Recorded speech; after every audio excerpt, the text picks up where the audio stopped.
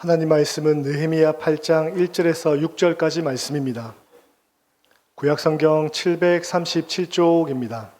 느헤미야 8장 1절에서 6절까지 말씀 제가 읽겠습니다.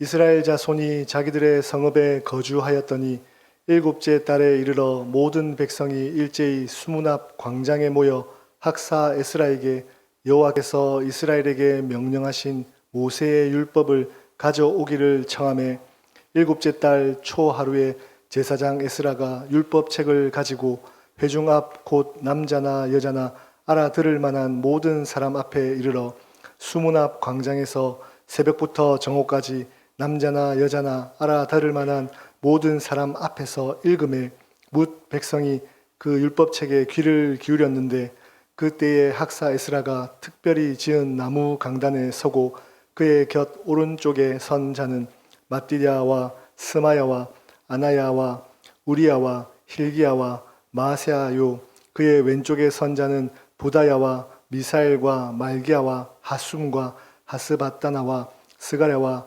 무술람이라. 에스라가 모든 백성 위에 서서 그들 목전에 책을 펴니 책을 펼 때에 모든 백성이 일어서니라. 에스라가 위대하신 하나님 여호와를 송축하며 모든 백성이 손을 들고 아멘 아멘 하고 응답하고 몸을 굽혀 얼굴을 땅에 대고 여호와께 경배하니라. 아멘. 담임 목사님 나오셔서 말씀 선포하시겠습니다. 오늘은 교회력으로 주현절 후 세 번째 주일입니다. 이 시간에 교회력으로 주신 말씀인 느헤미야 8장에서 말씀을 봉독을 했습니다. 이 말씀을 중심으로 해서 새 사역을 시작하며 라는 제목으로 설교 말씀을 드리겠습니다.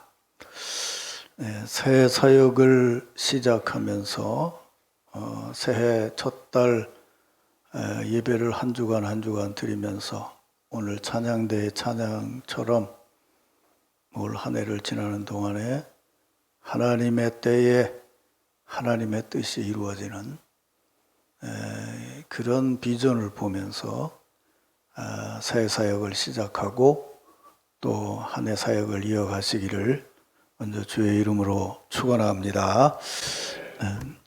1800년대에 영국에서 고아 300명을 키워낸 조지 뮬러에게 한날 기자가 물었습니다.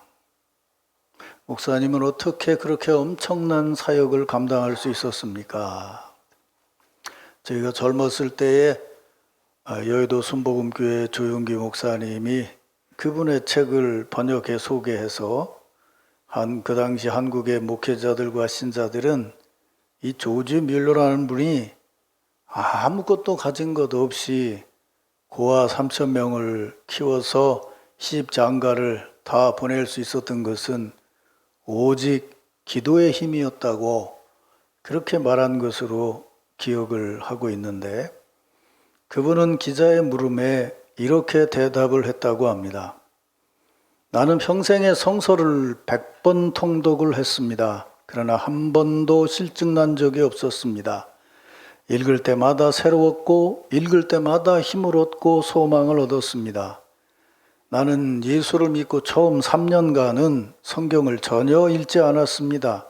그때 나는 신자로서 기쁨도 사명도 느끼지 못하는 죽은 그리스도인이었습니다. 나는 그 3년을 잃어버린 시간이라고 생각을 합니다. 영적 생활의 활력은 날마다 성경을 읽느냐 안 읽느냐의 문제와 정비례합니다. 성경 읽기를 일과로 삼아서 실천하면 그 이상의 은혜가 없을 것입니다. 이것이 나의 54년간의 신앙과 사역의 체험으로 분명히 말하고 있습니다. 어떻게 그런 놀라운 사역을 감당했습니까? 라는 물음에 조지 뮬러는 우리의 생각과 전혀 다른 대답을 했습니다. 나는 오직 하나님만 바라보고 하나님께 기도했더니 하나님께서 역사하셨습니다. 그런 대답을 기대하고 있었는데 그분은 기도보다 먼저 성경 하나님의 말씀을 말씀하고 있습니다. 그 어려운 상황에서 오직 하나님의 말씀을 읽고 그 말씀에서 힘과 소망을 얻어서 그 사역을 감당할 수 있었다고 고백을 하고 있습니다. 기독교가 구교까지를 포함해서 200년이 조금 넘는 기간 동안에 한국에 이렇게 놀랍게 전파되고, 그리고 기독교의 전파와 더불어 우리가 이렇게 잘 살게 된 가장 큰 요인은 기독교인들은 다르게 해석을 하겠지만 일반 사회학자들은 이렇게 해석을 합니다. 그것은 대한민국 사람들의 유별난 자녀 교육으로 인한 전 세계 어느 나라에서도 볼 수 없는 문자 해독 능력이라고 합니다.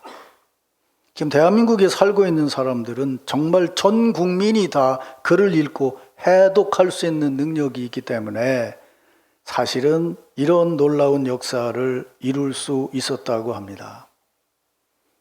그런데 더 놀라운 것은 한 10여 년 전 앙케이트 조사를 해보니까 주중에 성경을 읽는 신자들의 프로테지를 조사해보니까 기독교 신자 중에 10%밖에는 되지를 않았어요.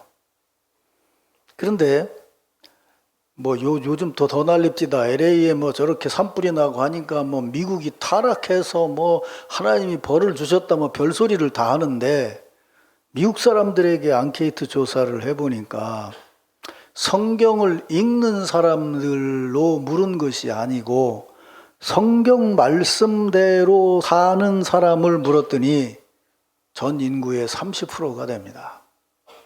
우리는 허리우드 영화를 보고 미드나 보고 저건 나라가 타락했고 저건 망할 것 같다고 생각하는 미국 사람들은 성경 말씀대로 사는 사람들이 30%이고 기독교가 전 세계에서 가장 놀랍게 성장했다고 하는 대한민국에서는 말씀대로 사는 것이 아니고 말씀을 읽는 사람이 10명 중에 1명밖에 되지 않는다는 거예요.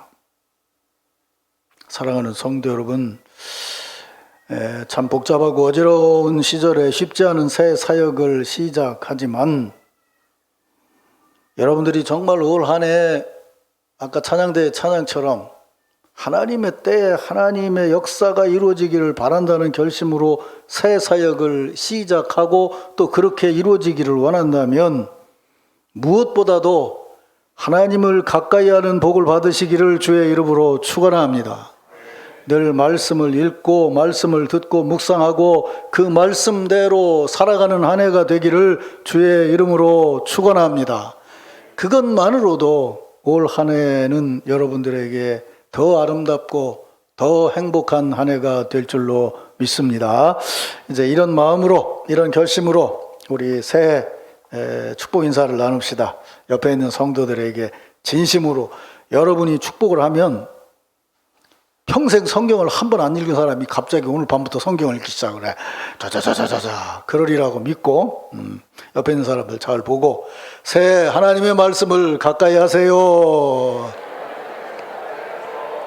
한 번 더 하겠습니다. 하나님의 말씀대로 아름답게 사세요. 하나님의 말씀대로 행복하게 일하세요. 자, 이런 말씀을, 이런 생각을 마음에 담고 새 사역을 시작하는 우리들에게 주시는 하나님의 말씀을 듣겠습니다. 오늘 읽은 말씀 1절 중반에 보면 모든 백성이 일제히 수문 앞 광장에 모여 학사 에스라에게 여호와께서 이스라엘 백성에게 명하신 모세의 율법을 가져오기를 청하매 라고 기록되어 있어요. 이 느헤미야 8장은 우리 개신교 목사들이 참 중요하게 생각하고 또 감동적으로 읽는 성경입니다. 자, 우리가 성경을 펴서 모세오경이라고 하는 모세가 기록한 5권의 성경을 읽어보게 되면 대략 그 패턴이 이렇게 기록되어 있습니다. 여러분이 아는 이스라엘의 최고의 지도자인 모세가 설교하는 걸 중심으로 해서 기록이 되어 있는데 그 장면들을 보면 하나님께서 먼저 모세에게 말씀을 하세요. 그 모세가 하나님의 말씀대로 백성들을 한 곳에 모이라고 명령을 해요. 그러면 그 모인 이들에게 내가 전하는 것이 하나님의 말씀이 이제 이 말씀을 들으라고 말하면서 하나님의 말씀을 전해요. 그리고 난 다음에 이 말씀대로 사는 자는 복을 받을 것이고 그렇지 않은 자는 하나님의 벌을 받을 것이라고 경고해요. 제가 지금 말한 이 패턴을 기억하시면서 오늘 말씀을 보면 상황이 전혀 다르다는 걸 알 수 있죠. 모세는 먼저 하나님의 말씀을 듣고 백성들을 모이라고 했어요. 그런데 오늘 이 상황에서는 에스라가 백성들을 모은 것도 아니고 율법책을 가지고 와서 설교할 테니 들으라고 한 것도 아니었어요. 오히려 백성들이 일제히 수문 앞 광장에 모여서 지도자 에스라에게 하나님의 말씀을 가져와서 우리에게 들려주십시오라고 요청을 했다는 거예요.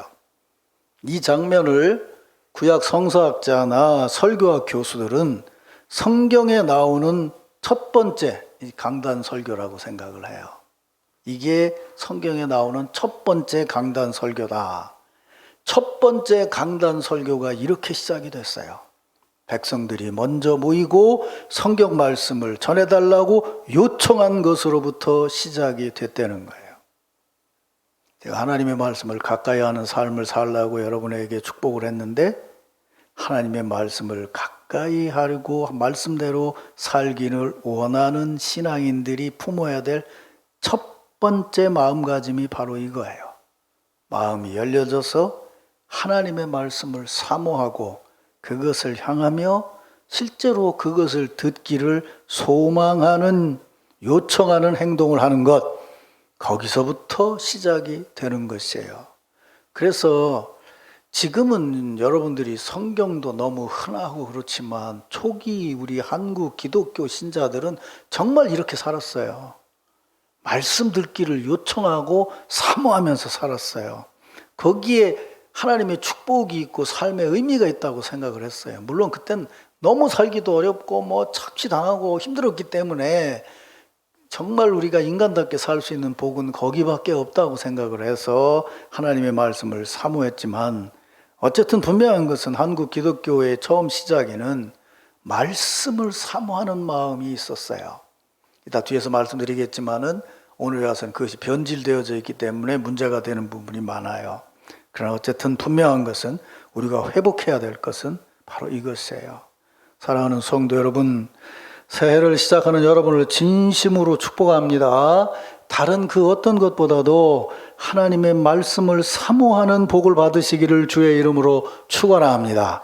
여러분의 마음에 있는 보좌 한가운데 하나님을 모시고 그분의 말씀 듣는 것을 사모해서 정말 아름답고 행복한 신앙생활을 이어가시기를 주의 이름으로 축원합니다.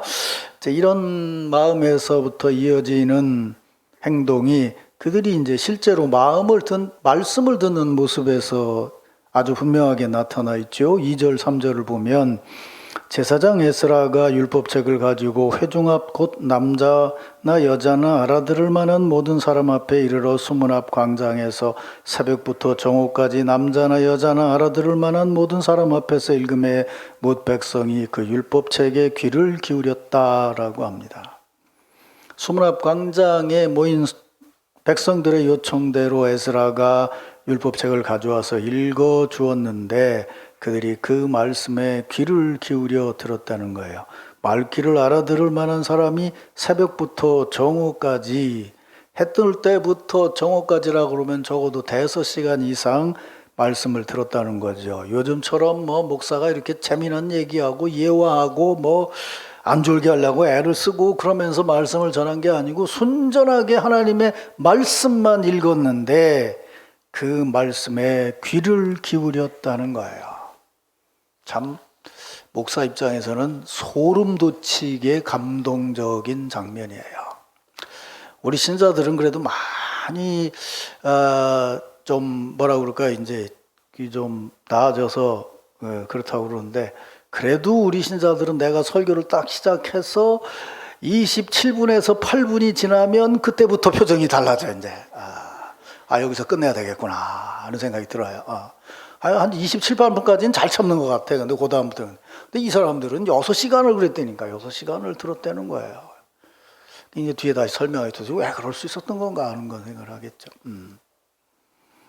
그런데 이제 그렇게 듣는 대목을 조금 풀어서 이제 이렇게 구체적으로 말하고 있죠. 5절 이하에 보면 에스라가 모든 백성 위에 서서 그의 목전에 책을 펼 때에 모든 백성이 일어서니라. 에스라가 위대한 하나님 여호와를 송축하며 모든 백성이 손을 들고 아멘 아멘 응답하고 몸을 굽혀 얼굴을 땅에 대고 여호와를 경배하니라. 이 장면을 예전에는 굉장히 중요하게 생각했어요. 이 장면은요, 목전에서 성경을 펼 때라고까지만 돼 있어요. 그러니까 말씀을 사모하는 사람들은 모여서 말씀을 전했는데, 이제 그 과정이 어떻게 됐냐면, 말씀을 전하려면 말씀을 펴서 읽어야 될 거 아니에요. 단합에 와서 말씀을 펴고 말씀을 주신 하나님께 찬송을 올립니다 라고 에스라가 얘기를 하니까 모든 백성이 손을 들고 아멘 아멘 하고 응답하며 몸을 굽혀 얼굴을 땅에 대고 여호와께 경배를 했다는 거예요. 그래서 최근에 이제 개신교회들 중에도 성경 봉독을 할 때 모든 성도들이 일어나서 말씀을 들어야 된다고 해서 일어나서 말씀을 듣게 하는 교회들이 많이 늘어났어요. 이게 강단 설교의 시초이기 때문에 그 원래로 돌아가자는 그런 의미죠. 하나님의 말씀을 서서 받들어 듣자. 그래서 말씀을 봉독하면 아멘 아멘 하고 응답을 했다는 거죠. 여기서 우리가 그 분명하게 의미를 생각하면서 감동을 받는 것은 그들이 진짜 하나님의 말씀을 들으려고 했다는 거죠. 이게 첫 번째 설교라고 그러면 다음 주일부터 우리 교회는 성경 말씀을 봉독할 때 여러분들은 일어나시고 내가 봉독하면 아멘 아멘으로 응답하십시오. 그래서 다음 주일이 돼서 내가 성경을 봉독할 때 여러분들이 일어나는 것과 이것은 완전히 다른 거예요. 첫 번째 설교니까. 첫 번째 설교니까 성경을 폈을 때 어떻게 응답하라는 거를 가르쳐 준 적이 없어요. 그러면 하나님을 경외하고 하나님을 사모하는 마음을 스스로 표현한 것이 뭐냐면 일어서서 손을 들고 그리고 절을 하며 하나님의 말씀을 대하되는 거예요. 믿습니까, 여러분?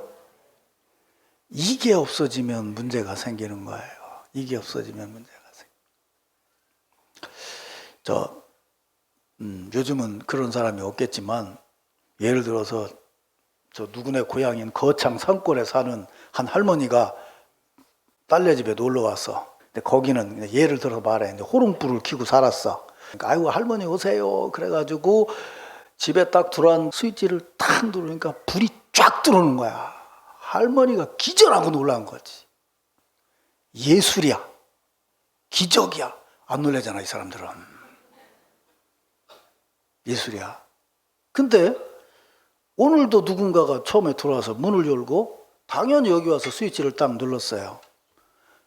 그때 누르는 스위치는 기적이 아니에요. 늘 익숙해진 메커니컬한 거예요. 기술적인 거예요.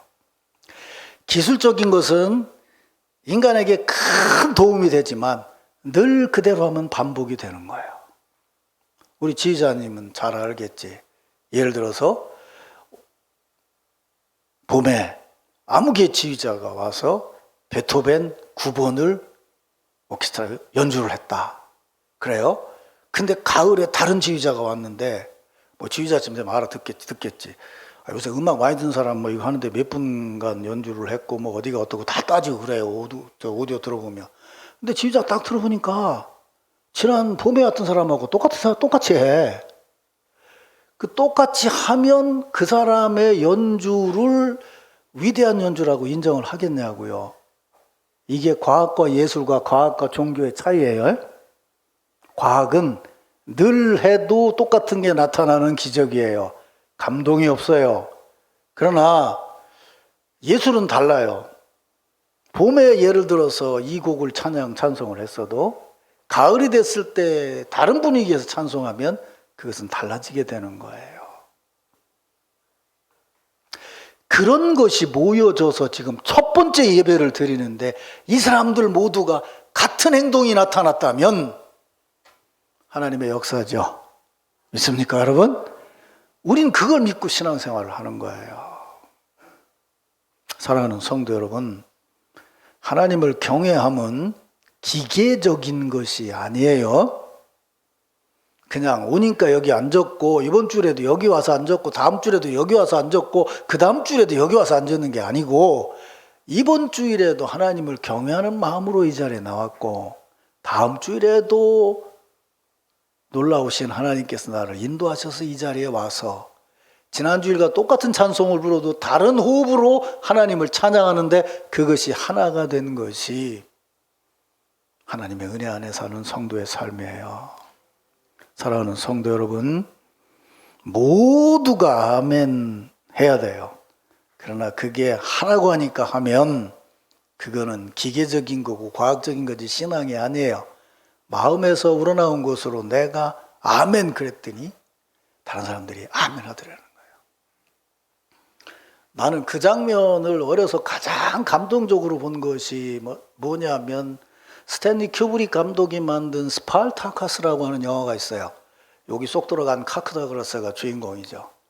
맨 마지막에 반역을 일으켰던 노예들이 다 잡혀 있어요. 로마군의 장군이 얘기하죠.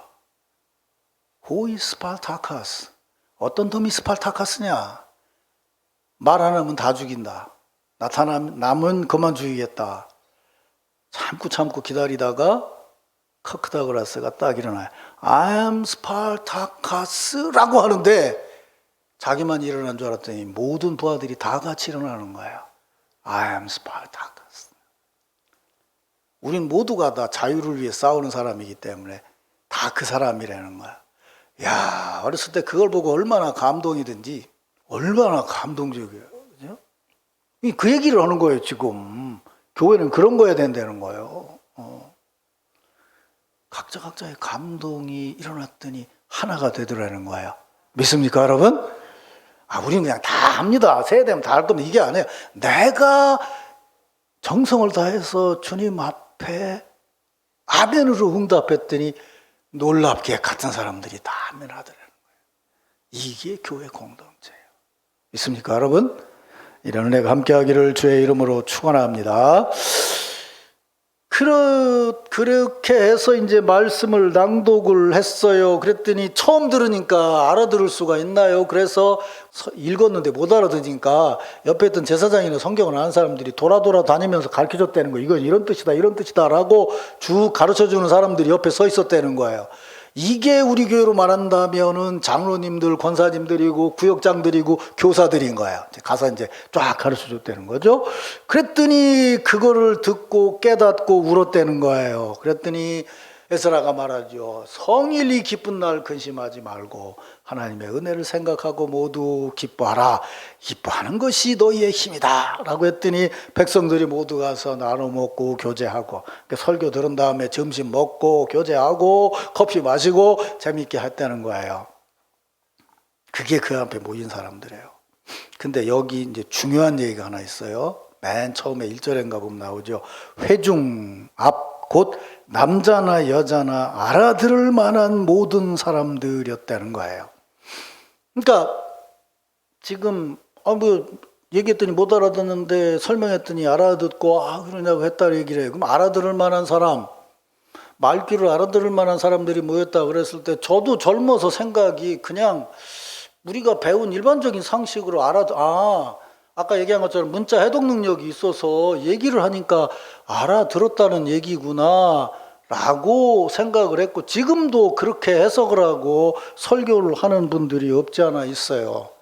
그런데 성경에서 알아듣는다는 것은 그게 아니에요. 느헤미야서 이 대목이 뭐냐고요. 앞에부터 역사를 보면 솔로몬 이후에 왕국이 타락해서 결국은 바벨론에게 멸망을 하죠. 포로로 잡혀가게 됩니다. 근데 바벨론이 유명한 파사 페르시아에게 멸망을 하게 되죠. 근데 이 페르시아 사람들은 대단히 종교적으로 관용적이었어요. 그래서 유대인들의 신앙도 인정을 해줬어요. 그래서 페르시아 왕 아닥사스다 때 술관원이었던 느헤미야가 고국 예루살렘 성전 성벽이 무너졌다는 폐허가 됐다는 소식을 듣고 간청을 해서 BC 445년에 유대인들을 이끌고 돌아와서 성벽 재건을 하려고 그래요. 그런데 문제가 있는 거예요. 이 포로로 잡혀갔던 사람들은 남한국 사람들이고 북왕국은 이전에 아시리아에게 망했단 말이에요. 그 아시리아에 망했던 북왕국 이스라엘 사람들은 그때 포로로 끌려간 게 아니에요.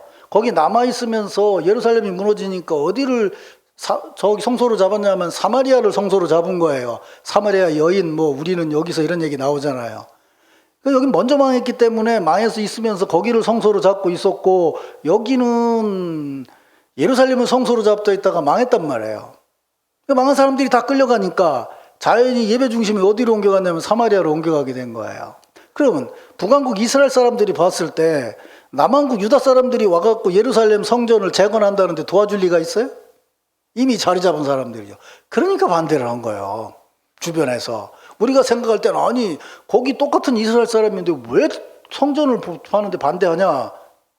이런 거예요. 예를 들면 서울이 있고 부산이 있는데 부산이 먼저 망했다가 나중에 살아있고 서울이 나중에 망했어요. 끌려갔어요. 서울 사람들이 돌아와가지고 일하려니까 부산 사람들이 우린 여기서 잘하고 있는데 왜 우리가 거길 도와야 되냐 이런 식이 됐다 그 말이에요. 그리고 옆에 있는 사람들이 반대를 하기 시작을 하고요.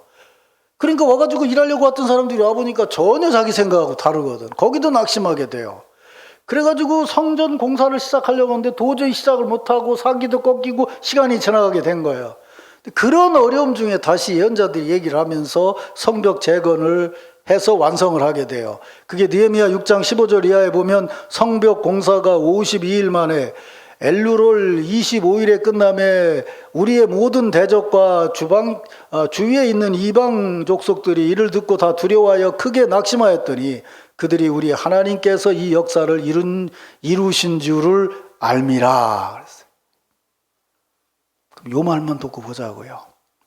52일 만에 성벽 공사를 모든 사람들이 달려들어서 완성을 했어요.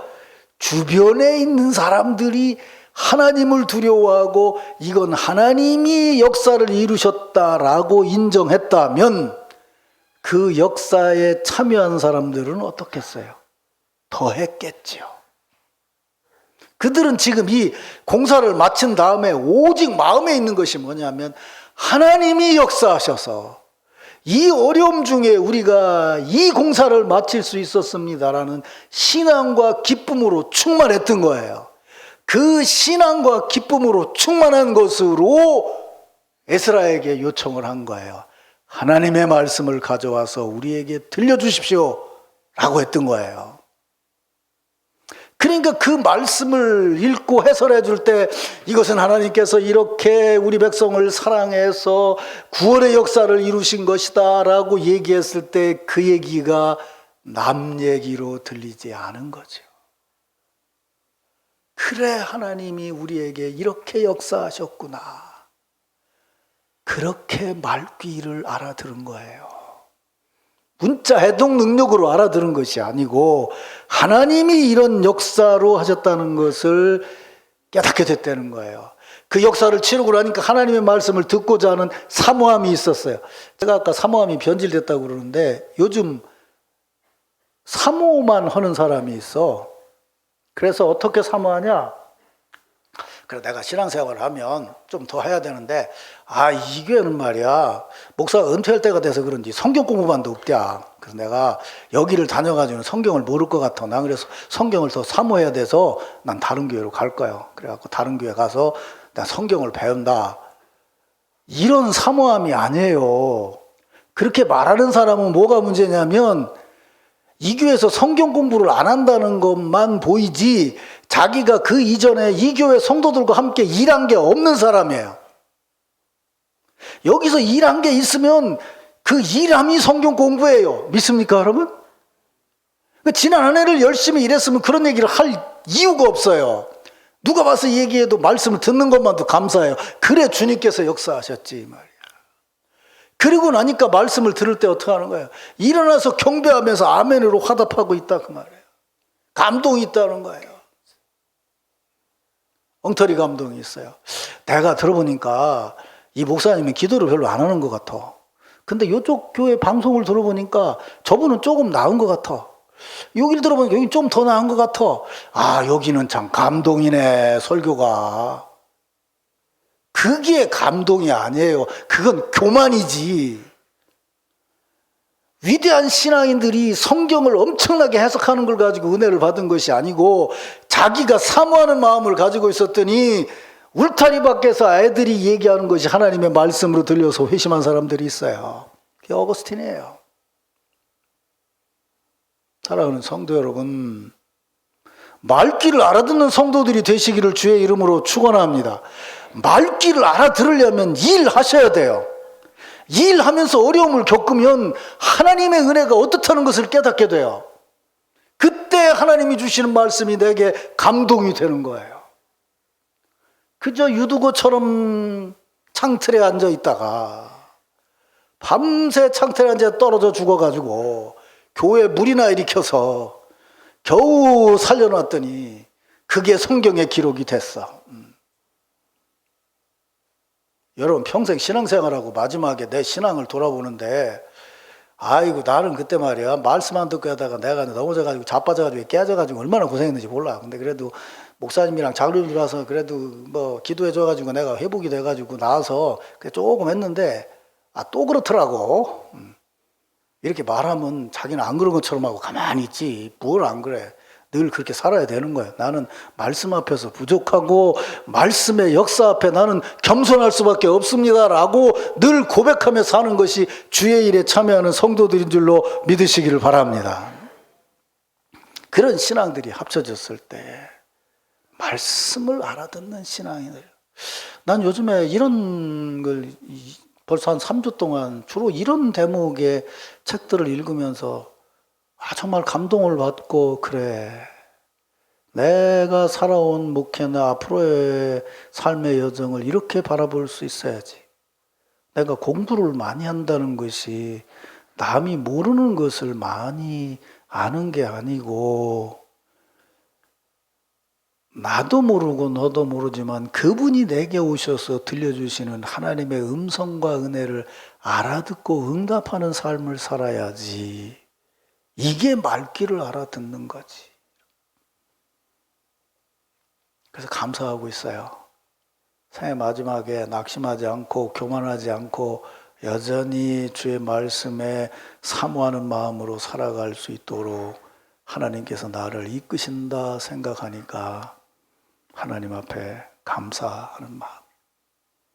사랑하는 성도 여러분, 지난 한 해를 어떻게 살아왔든지 간에 그래서 제가 책을 읽으면서 느끼는 게 그거예요. 우리는 다 그래요. 내가 작년에 어떻게 사셨어요? 이렇게 물어보면 자기는 다 기억하고 말하는 것처럼 말하지만 편집돼 있어요. 편집돼 있어요. 잠 잘 잔 9날보다 잠 못 잔 하루가 훨씬 더 기억에 남아 있어요. 편집돼 있어요. 어떻게 살았냐? 아이고 죽지 못해 살았죠. 뭐 그런 사람은 내년에도 죽지 못해 살아. 작년에 어떻게 살았냐? 어렵고 힘들지만 주님 바라보는 마음으로 살았죠. 하나님 말씀이 선포될 때 사모하는 마음으로 아멘 하며 살았죠. 아멘. 그렇게 살면 올해도 그렇게 살 줄로 믿으시길 바랍니다. 올해 여러분의 신앙생활이 아름답기를 원하세요? 더 아름답기를 원하세요? 더 행복하기를 원하세요? 작년을 바라보는 눈길을 바꾸세요. 해석의 눈을 달리 보시라고요. 조금이라도 여러분들이 일한 것 위에서 하나님의 은혜를 보시기를 바랍니다. 나 같은 사람이 이거라도 감당할 수 있게 해주신 것이 하나님의 얼마나 놀라운 은혜인가. 그래, 그 은혜라면 올해도 내가 새롭게 일할 수 있겠지. 이런 마음을 가질 때에 여러분 하나님 말씀 안에 살면서 아름다운 신앙의 역사를 새롭게 이루어갈 수 있을 것이에요. 이런 은혜와 축복이 여러분 모두에게 함께하기를 주의 이름으로 축원합니다.